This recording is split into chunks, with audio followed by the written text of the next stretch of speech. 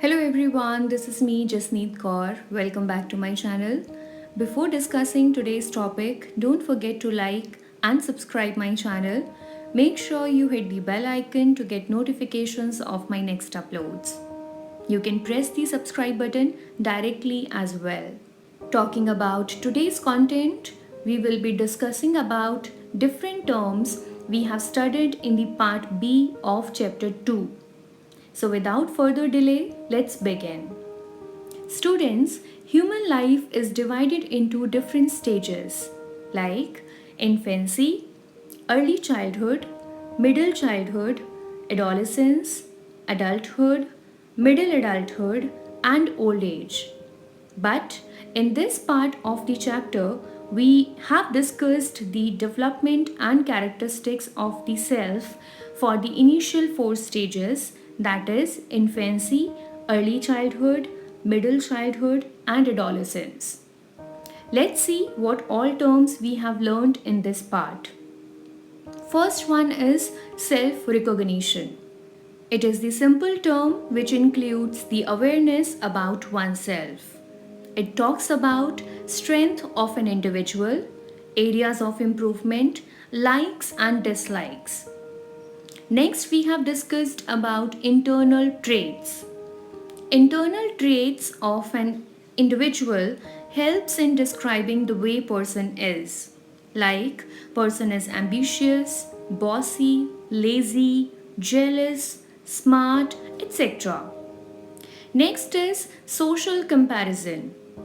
This thing comes up when child reaches to middle childhood. In this stage, they compare themselves to others in terms of the things they can do or about their physical appearance. The next one, which we have discussed, is the concept of real self and ideal self, which generally occurs at the stage of adolescence. Talking about the meaning of both the terms, real self is who we actually are, and ideal self is how we want to be. This can be understood better with the help of image mentioned below. The real self is that you are lazy, and ideal self is you want to become fit and active.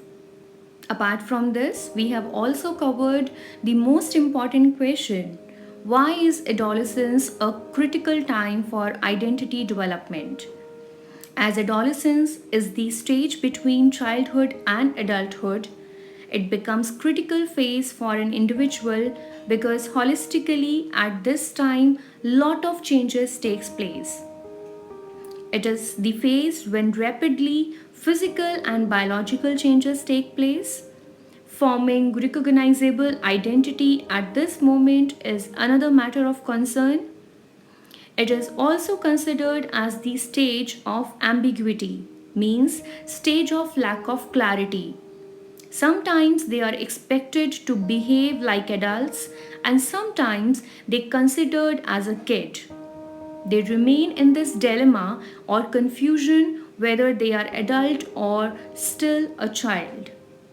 The pressure of opting interest related and stable career also becomes prominent at this stage of life. So naturally when so much happen at one particular time, automatically that phase become critical.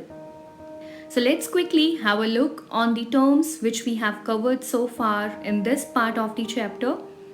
Self-recognition, internal traits, social comparison, real and ideal self, and adolescence as a critical stage.